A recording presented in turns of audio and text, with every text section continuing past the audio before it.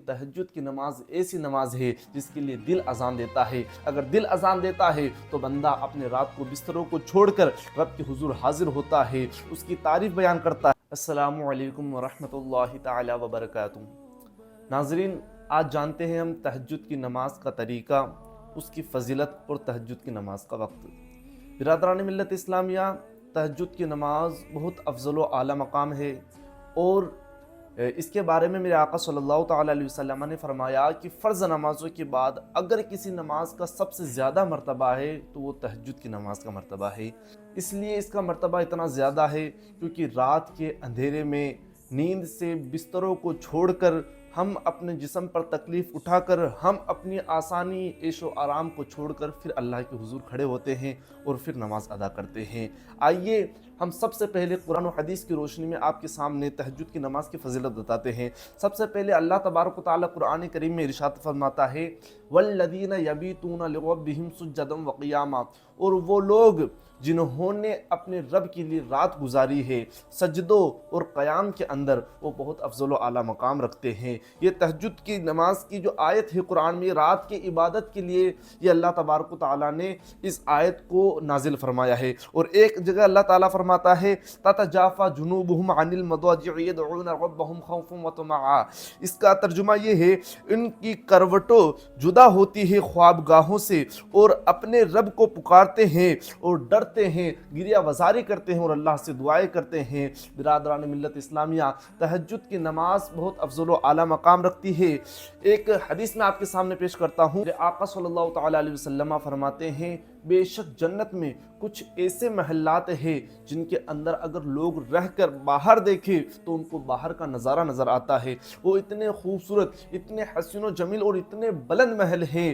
میرے آقا فرماتے ہیں وہ کن لوگوں کے لیے ہے؟ ایک تو وہ جو محتاجوں کی حاجتوں کو پورا کرتے ہیں، ایک وہ جو سلام کو عام کرتے ہیں، اور ایک وہ لوگ جو رات کو اٹھ کر اپنے رب کے حضور حاضر ہوتے ہیں، سجدے کرتے ہیں، قیام کرتے ہیں۔ اور میرے آقا صلی اللہ تعالیٰ علیہ وسلم فرماتے ہیں کہ رات میں ایک وقت ایسا آتا ہے جب بندہ اٹھ کر اپنے رب کے حضور جب حاضر ہوتا ہے اور جو دعائیں مانگتا ہے اللہ تبارک و تعالیٰ اس کی دعاؤں کو رد نہیں کرتا ہے، کیونکہ اللہ تبارک و تعالیٰ اس وقت ساتویں آسمان پر نہیں ہوتا، اللہ تبارک و تعالیٰ کا نزول پہلے آسمان پر ہوتا ہے، اور اس وقت اللہ تبارک و تعالیٰ بندے سے سب سے زیادہ قریب ہوتا ہے۔ ناظرین، تہجد کی نماز ایک ایسی نماز ہے، آپ دنیا میں جو نمازیں پڑھتے ہیں ہر نماز کے لیے مؤذن اذان دیتا ہے، تب آپ جا کر مسجدوں میں نماز پڑھتے ہیں، لیکن تہجد کی نماز ایسی نماز ہے جس کے لیے دل اذان دیتا ہے۔ اگر دل اذان دیتا ہے تو بندہ اپنے رات کو بستروں کو چھوڑ کر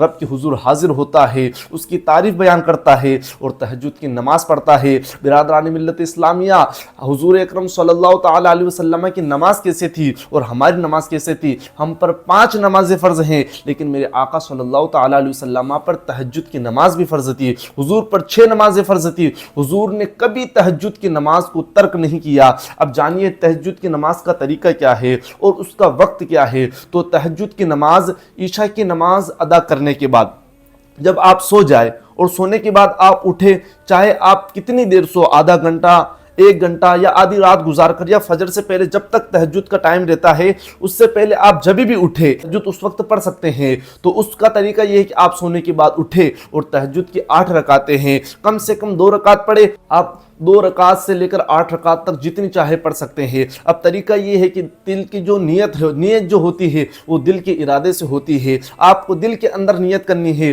اور آپ لبوں سے بھی نیت کر سکتے ہیں۔ اللہ کے حضور جب کھڑے ہو تو آپ نیت کریں، نیت کی میں نے 2 رکعت نماز تہجد کی واسطے اللہ تعالیٰ کے لیے منہ میرا طرف کعبہ شریف کے اور اللہ اکبر کہتا ہوا، جیسے عام نمازیں آپ پڑھتے ہیں فجر، ظہر، عصر، مغرب، اسی طرح آپ کو تہجد کی نماز بھی پڑھنی ہے۔ اور تہجد کی نماز پڑھ کر آپ جو دعائیں مانگیں گے، روایتوں میں آتا ہے اس وقت اللہ بندے کے سب سے زیادہ قریب ہوتا ہے، اور جو دعائیں بندہ مانگتا ہے اللہ تبارک و تعالیٰ اس کی کوئی دعاؤں کو رد نہیں فرماتا ہے۔ ناظرین، یہ تھی تہجد کی نماز کا طریقہ جو ہم نے آپ کے سامنے پیش کیا، اور امید ہے آپ کو یہ ویڈیو اچھی لگی ہوگی، اور ملتے ہیں کسی اگلی ویڈیو میں۔ السلام علیکم ورحمۃ اللہ وبرکاتہ۔